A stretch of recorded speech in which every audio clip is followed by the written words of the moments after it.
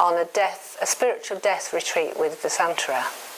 And we were all encouraged to go up in one of the pujas to the shrine and take a strip of paper off the shrine to take home and keep. And they were quotes from Padmasambhava, from his advice to the three fortunate women.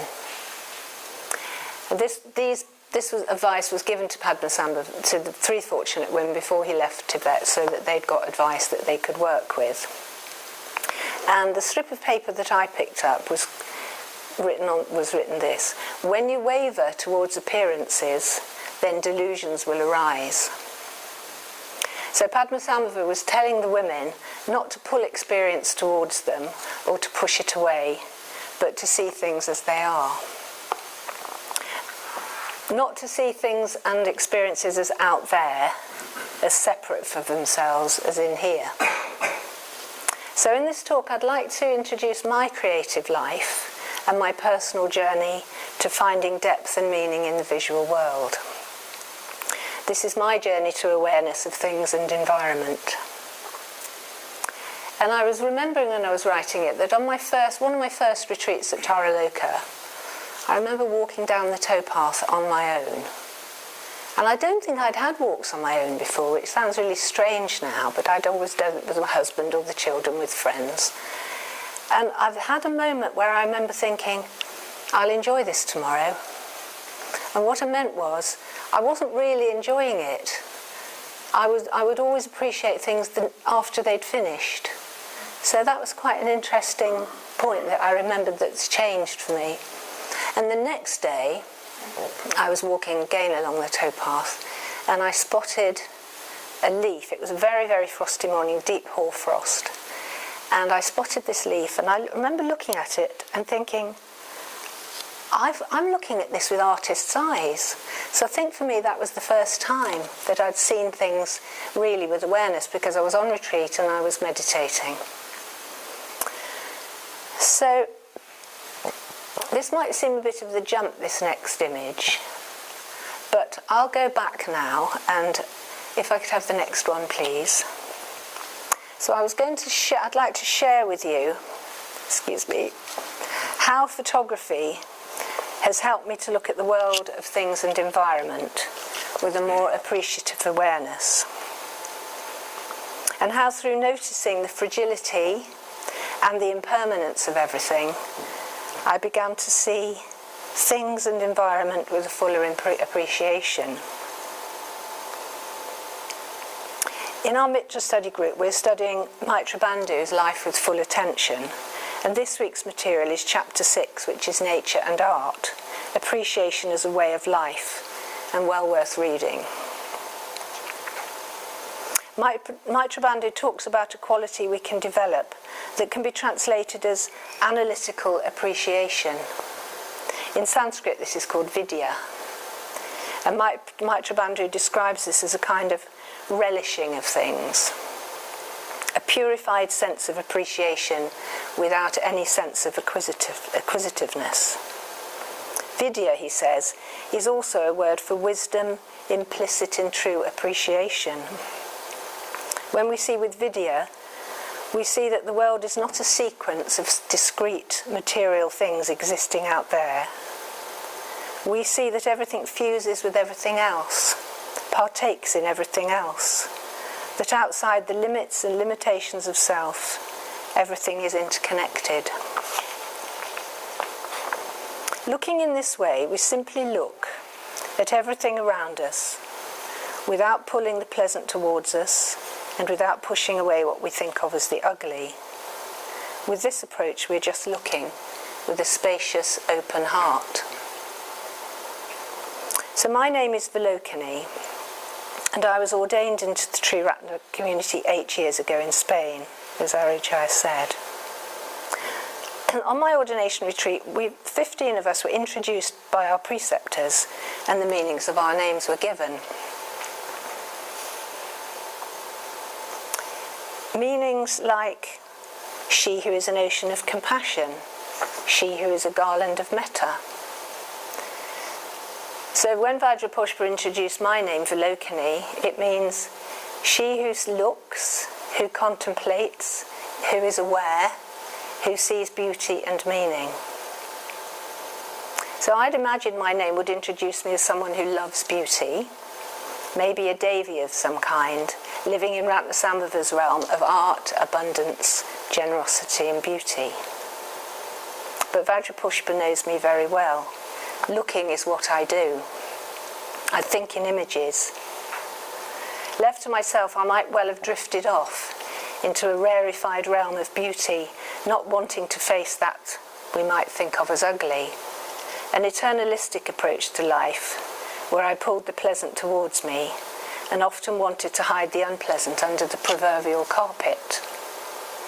By giving me this name, Vajrapushpa was helping me to see myself as I am, with all my tendencies, a love of beauty, art, interior decorating and photography, but was pointing me towards looking at meaning, the real meaning below the surface, to help me go deeper. Before my ordination, I was the co-owner of an interior design business here in Cambridge, and I'd been a stylist and writer for magazines, magazine features, books on interior design for 20 years. So I worked for magazines like Homes and Gardens, Ideal Home, etc. And I would look around people's houses, working with a photographer and writing the stories of the people who owned them. Through this, I developed a strong awareness of beauty, colour, composition. But looking back now, I realised that I was focusing on an unreal representation of how people live. Designing interiors for clients, we recommended new fabrics, flooring, furniture, accessories. And I enjoyed designing. I enjoyed the pleasure my clients got from beautiful interiors, but I felt more and more uncomfortable with the emphasis on the materialistic. So I wanted to go through a few photographs that I took recently that I took to advertise, in fact, my daughter's house for Airbnb. Can you see okay? But it's very much how I would go about styling a magazine feature. And creating these photographs involves making everything look beautiful, look perfect, tidying away mess, cleaning, putting out flowers, etc. to make a beautiful, perfect image. Now the point of these features is to inspire readers to use some of the ideas when they're decorating for themselves, and this felt quite positive. The images can encourage definitely a sense of beauty and harmony, and people read them as a form of escapism, a bit of me time in the midst of their real lives. Maybe a moment of pleasure with a cup of tea. This shot is one of a twig wreath that I made. I made 5 of them for my daughter's wedding, and now she has one of them over the wall of her dining table, which is a positive thing, to give ideas and to help people to sort of look around them. But there is an element in the magazines of encouraging acquisitiveness, of wanting, woven in with the appreciation. Thank you. All the natural messiness of life is hidden, creating the illusion of the perfect life. I found this work tended to increase my gloss factor. That's my natural tendency. Although, as I said, at the same time, it increased my awareness of harmony and beauty, what angle, where to put the camera, where to put the flowers in relationship with everything else on the table, how to get a good colour balance between the elements. Thank you. And it's an intensely aware way of working. In a way, every cushion plumped, glasses and cutlery arranged and rearranged until it all looks as perfect as it can be. I worked with a professional photographer for a long, long time, looking through the camera and examining every tiny detail. Thank you. But as I said, these features can give readers an idealised view of other people's lives. They could certainly help make them feel discontented with their own life and think that perhaps they're not up to scratch. They can encourage a sense of wavering towards appearances, of having a fixed idea of how things should be. And it's actually very rarely how people live. I have spent in my career hours cleaning, wiping every tiny smear off the mirrors, moving things out of shot. And it's not looking at the depth and meaning of people's lives. It's not supposed to. But having said that, I supported myself for years with this work. It gave me time for my spiritual life, and it was all very pleasant. Thank you. Now, actually, I could only even attempt this photo shoot and the family were on holiday, because real life is so chaotic with two very small children. So the point is, we can't get a true picture if we only look at the surface, the superficial. And the reality of a family home is chaos and mess, but also the love and human relationships. Editors want a little bit of untidiness, but not the whole picture. And just a little story on the side. Years ago, I was on a photo shoot in London, when I was a Mitra actually, and I spotted a pair of lavender suede mules. They were absolutely beautiful. I fell in love with them on the spot. They were tapered and narrow, they were a beautiful colour. You could just slip your feet in. It's not that I necessarily wanted them, they just seemed the most lovely things. But out of nowhere, and I don't know why this happened, I had a sort of tearing of the veil. And into my mind flashed a tiny image of an abattoir. It was absolutely horrible, with all the noise and the stench. And you can imagine what happened to my shoe craving. It disappeared on the spot. Those suede mules no longer seemed so beautiful. The conditions that led to them were cruel and painful and involved suffering for another being. So that was the reality behind that beautiful pair of shoes. And a few years ago, I went on retreat with Cambridge women to Jura for 2 weeks. We stayed in a beautiful house that had been built it was on an estate in Jura. And I started to realise on that retreat how unhappy I was starting to become, working at odds with my true values. I knew my life had to change. And I left the interior design business behind me, that I built up with a partner in Cambridge, and concentrated on writing a series of books. Now, this way of working was much more about designing, how to put things together, how to display collections and using colour, and in a way much more inspirational. I felt I had more of a voice. In the books I could write what I wanted without following a set formula of the magazine features. I was freer to explore my ideas and bringing some of my values to the writing. Thank you. And looking back through my favourite book, Living with Light, which I have here, I've found this passage which seems to, in a way, pointing to a different way of looking and appreciation. So I wrote this. We bring order to our lives, tidying and putting away, without necessarily having any intention to make pleasing displays. The bathroom needs cleaning, so we fold the towels in a pile and arrange shampoo bottles on a shelf. An assortment of ribbons lies on the workroom table. So they are rolled and placed on a tray where they can easily be found later when we need them. But sometimes something magical happens. The assemblage of textures and surfaces, matte and shiny, hard and soft, fall into interesting conjunctions that we notice with a passing quiet pleasure. A small detail of our domestic life is suddenly imbued with beauty. This is a subtle message that the everyday can be made to be extraordinary if we can just take a moment to appreciate it. We may not think of ourselves as artists, and we might not imagine sitting down to make a painting, but life can be gently tweaked to bring out our innate creativity wherever we find ourselves. Thank you. Yeah. Tiny fragments of claws, crab claws and shells, so broken they're barely recognisable, are well on their way to becoming sand. And I picked them up over 2 weeks on the retreat in Jura.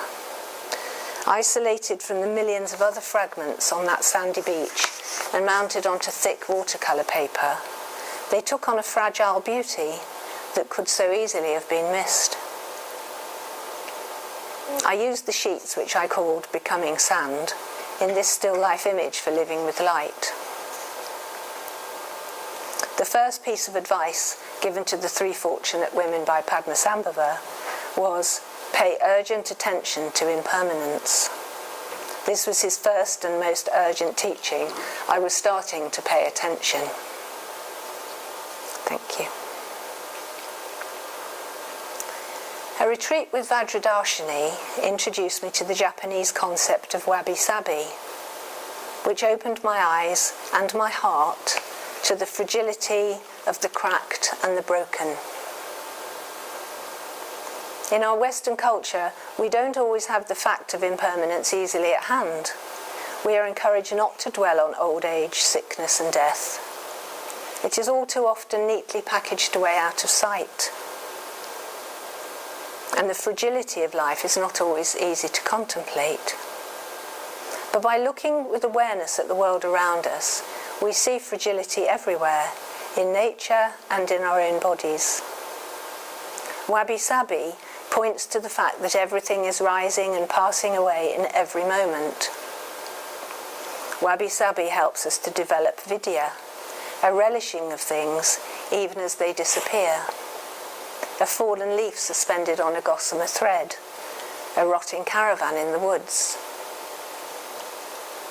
So what is wabi-sabi? It is a beauty of things imperfect, impermanent, and incomplete. Wabi-sabi promotes the idea of a simplified life, one that is modest, unassuming, and uncluttered. The wabi-sabi aesthetic touches our deep sense of a fleeting world and seeks out beauty and truth in the day-to-day and the ordinary things around us. Such beauty may be as transient as the colour and texture of metal as it rusts, as incomplete as the scratches on an old piece of furniture, or as imperfect as the seams in a ceramic bowl that has been broken and lovingly repaired. An understanding of the principles of wabi-sabi can help us develop a new form of appreciation, a delight in the everyday, and a joy in the unconventional. Discovering wabi-sabi was a sort of coming home for me. I found a new pleasure and meaning in seeing things as they are, which was a turning away from the shiny, the finished, the glossy, and the new. Thank you. The Japanese have a tradition of celebrating the breaks in a ceramic vessel by mending it not by making a perfectly invisible repair, but with gold lacquer that traces the breaks so that they become part of the history of the piece. Thank you. So the truth is obvious and not hidden.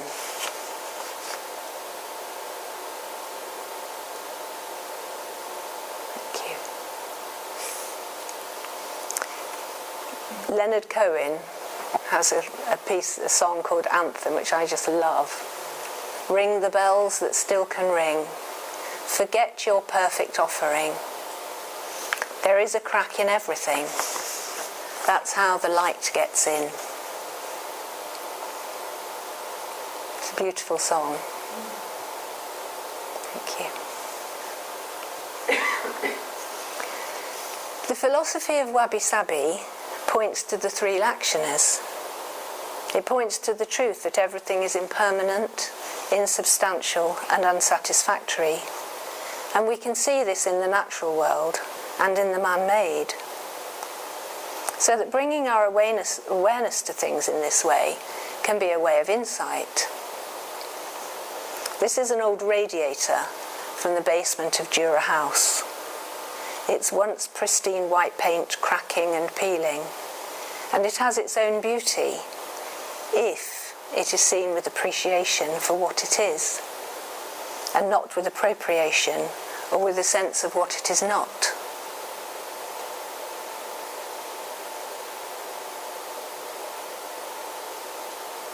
Thank you. And this is a fragment of the leather top of the desk that sat in the window of Jura House for over 100 years, and where I made the Becoming Sand series. The original leather covering has split, revealing the wood underneath. Sangharakshit has said, "The unconditioned is known by knowing the conditioned deeply enough, by going right to the bottom and coming out the other side, so to speak."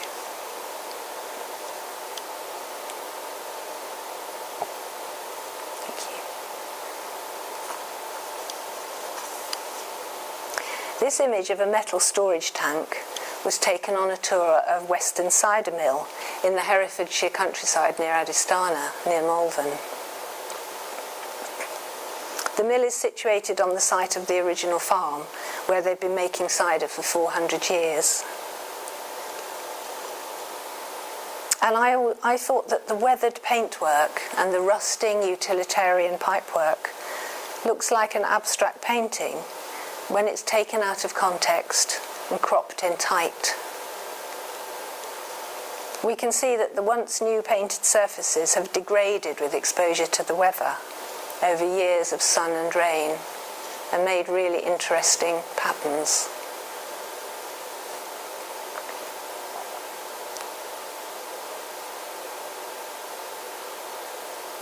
Thank you.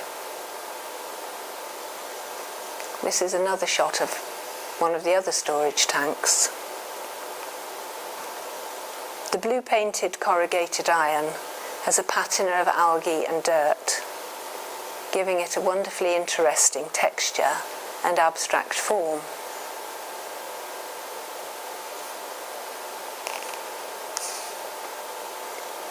Thank you. And here's more texture and very abstract shapes from the same location. I love the texture at the bottom, the grey swirls with almost fingers. It looks like fingers have been dragged down it. And I also rather love the harmonious composition of the complementary shapes and the complementary colours.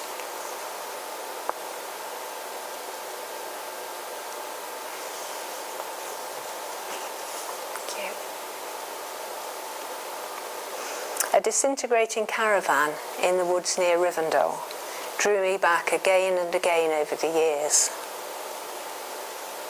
5 years ago it was still standing.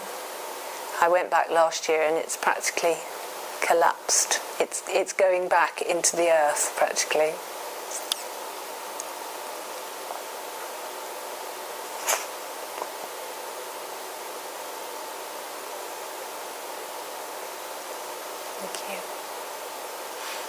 This little plaque originally said, "Sprite caravans travel the world."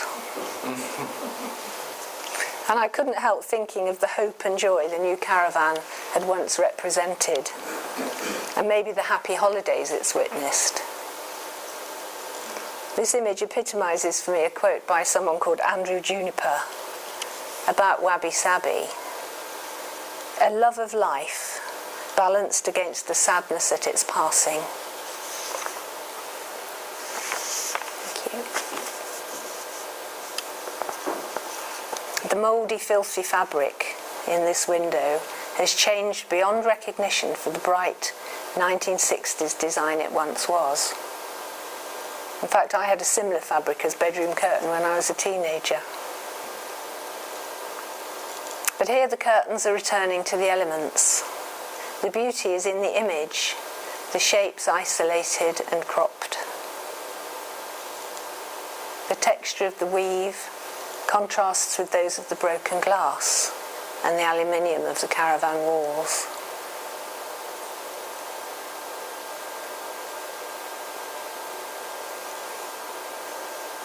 The Buddha summed up at the essence of the spiritual life, just looking without adding anything of our own onto it, when he said, "In the seen, only the seen. In the heard, only the heard." He was talking about pure, selfless awareness. Looking at things with vidya, looking at things through a filter of wabi-sabi. Maitreya Bandhu has said, when we see with vidya, the world begins to shine. So I'd like to show you how the world began to shine for me when I went back to art school in 2011 to do an MA in printmaking at Anglia Ruskin University. Thank you. As Aryajaya has told you, I decided for my final project to focus on a photographic study of the Georgian theatre here at the centre. I made my proposal on the basis of wabi-sabi. I wasn't sure how I was going to do it, but I wanted to use this aesthetic in my final project. The area that seemed most promising was up in the gods on the second floor, where the public are only allowed on tours on open days. The fabric of the walls was originally the green painted wood in 1814. So you can see it in the exposed area that was then covered with canvas by the Victorians when the theatre became a mission hall in about 1860. This was painted in its turn and now is cracking and peeling.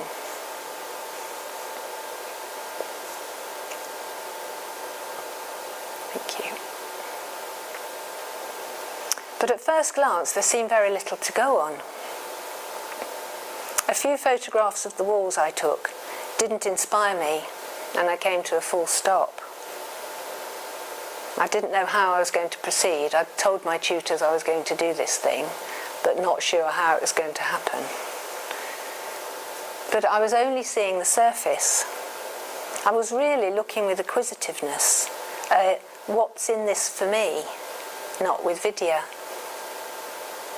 I needed to see with a true appreciation, by developing a familiarity with the spaces, by visiting again and again, taking shot after shot, which started to help me see beyond the obvious. The beauty very slowly started to emerge. It found me, in fact, as I developed awareness and intimacy of the spaces, its dusty corners, its abandoned stairways.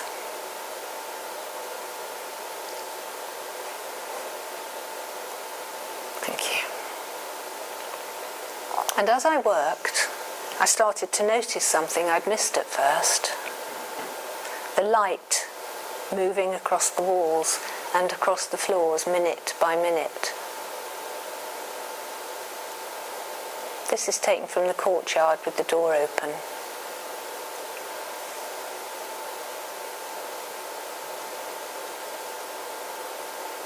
Thank you. Through the grilles and the meshes at the windows, the sun-painted patterns that crept along the wooden floorboards. The light changed all day. It couldn't be held onto or grasped. Thank you. The place came alive and seemed to be filled with another layer of presence. And I felt the earth turning as I watched the sun move round. I spent many hours creeping about on my knees in the dust.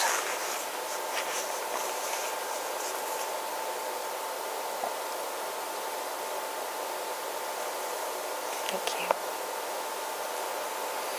So the shadows started to become the focus of the looking, and I took a series of photographs simply of the shadows themselves. You may not recognise some of these places, but they're all out there. Thank you. The fire escape on the outside of the building threw dramatic shapes against the brick walls.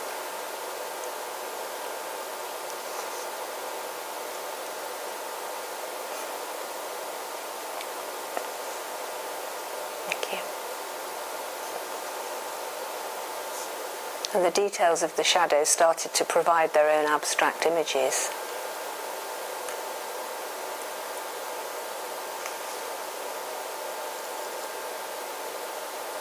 Thank you. I was particularly fond of this image and used it quite a lot in the prints that I was making. And the double layer of the textured walls and the slightly wobbly shadows that was, even as I watched it, would be moving.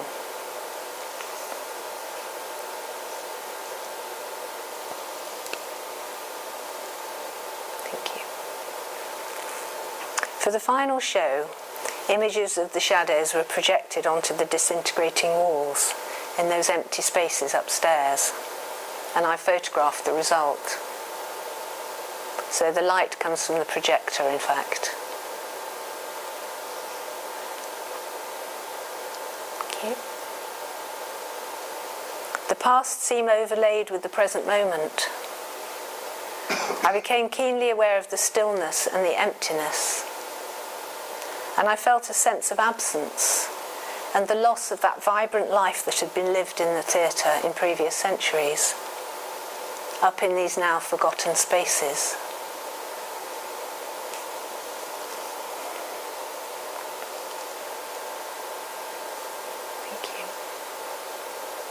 It almost felt as if the ghosts of the actors and the audiences were moving across the walls with the shadow play projections.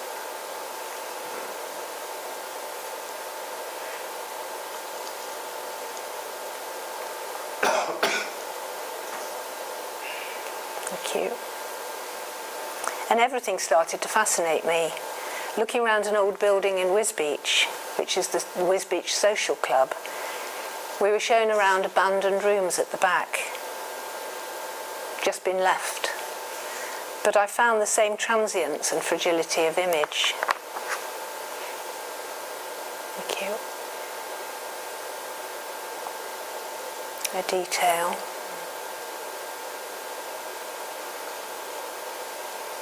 Thank you. So the most mundane, abandoned places drew me, and I started to look with delight.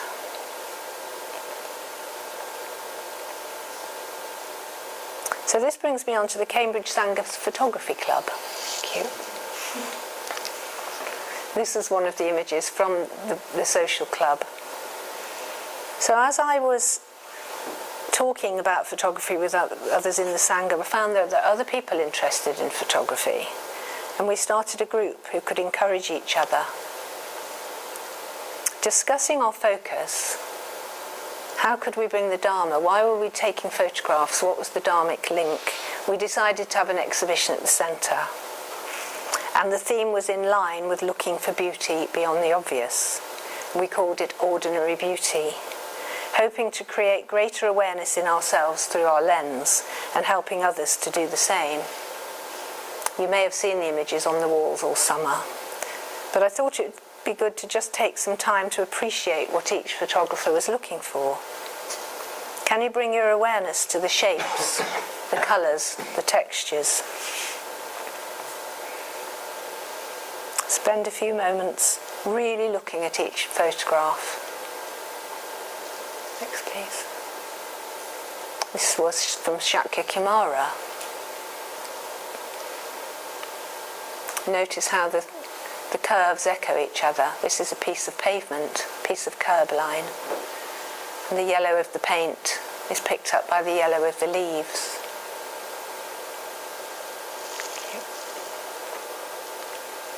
Ian Collins took a bunch of plastic rods, very thin plastic rods, and with his macro lens he was able to see the light refracting off the plastic, making incredible shapes and colours. Thank you. Amritavani found a shell at Kettle Yard. So notice how the shapes and textures of the wood are echoed in the shells, the shell surface. Thank you. This is Jeremy's. A picture of 3 apples in process of disintegration. And the Buddha did recommend to his monks to go to the charnel grounds and watch human bodies disintegrating and decomposing. But perhaps this is an easier way for us to take that practice on. Thank you. An honours photograph entitled Waiting for Pizza. So have a look at the fork, the darkness of the fork tines, contrasted with the brilliance of the knife, the textures of the marble.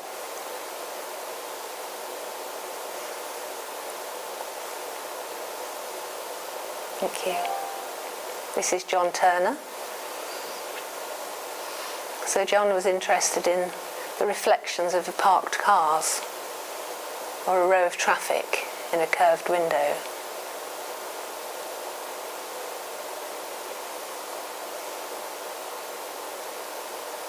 Thank you. This is Imogen's that she took on a day ceramic course with potter Sonia Lewis. Thank you. And this one, a Pekshika took in Portugal.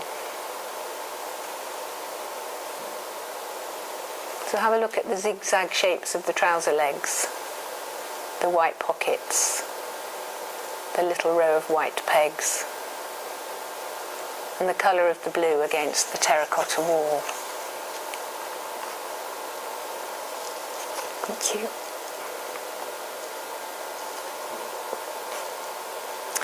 So it was interesting to try and bring the principles into my working life, not to compromise my values. And I was delighted to find a magazine recently called Hole in Corner, which celebrates craft, beauty, passion and skill, and features people who embody these values. George Wigley is 88, and he's been collecting, restoring and dealing in stained glass for 55 years. The earliest piece he has is 13th century. And I went for the day and took photographs in his studio. There's no tidying, notice. There's no styling. There's no changing anything. That's how it is. Thank you. So George has fragments of stained glass that have been smashed over the centuries, mostly smashed by Henry VIII's Reformation or the Civil War. And people would creep out at night and pick up pieces and keep them as relics. He puts them together to make little panels which he sells, or you can go and simply buy little pieces for yourself, which we have quite a collection. Thank you. And here's a very ordinary shot of his tools, but I love the way they've been handled and the way that the light falls onto them. Thank you. And here's another reflection shot with the glass reflected in glass, looking through at glass.